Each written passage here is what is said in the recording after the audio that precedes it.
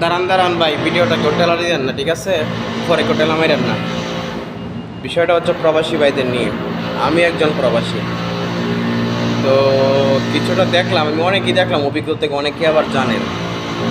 অনেক প্রবাসী বাইরে আছে, টাকা পয়সা ঋণ করে আসে দেশের বাইরে, কাজ কাম করে, তো একটু সুখের মুখ দেখলেই মানে বাজে লাইনে টাকা খরচ করার জন্য প্রস্তুতি নিয়ে নেয়। এইটা ভাই করা বন্ধ করেন, কারণ আপনার দেশে ফ্যামিলি আছে, বউ বাচ্চা রাইখা পরে বিদেশে আসছেন, ঠিক আছে? তো বিদেশ তো ভাই সারা জীবন করা যাবে না, তাই না?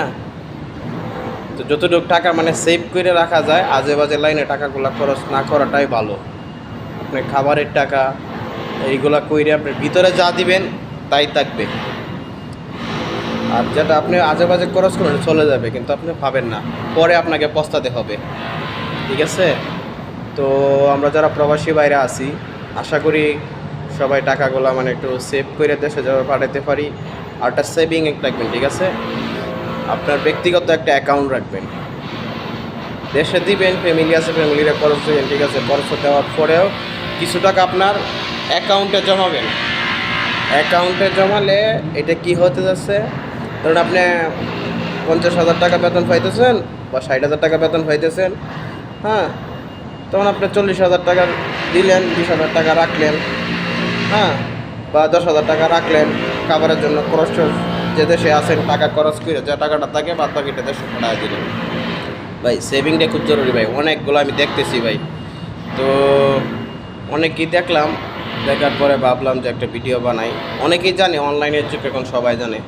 তো যদি আমার ভিডিওটা ভালো লাগে, কথাগুলো ভালো লাগে, আরও কিছু কথা নিয়ে আপনাদের মধ্যে আসবো, হ্যাঁ, কারণ ভাই দুনিয়াটা কিন্তু বেশি দিনের না, ঠিক আছে?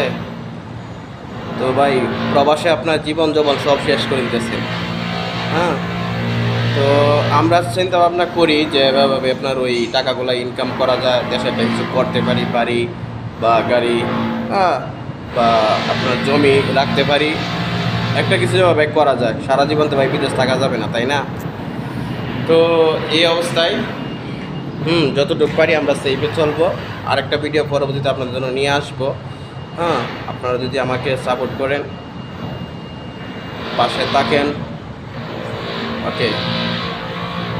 তো সবাই ভাই সবার মতো চলি, আমি দোয়া করি আল্লাহ তাআলা যেন আমাদের সকল প্রবাসী ভাইদেরকে হেফাজতে রাখে, সহি সালামতে রাখে, আপদ বিপদ থেকে আল্লাহ তাআলা যেন নিজ কুদরতে হাতে সবাইকে হেফাজত করেন, এই দোয়াই রাখি।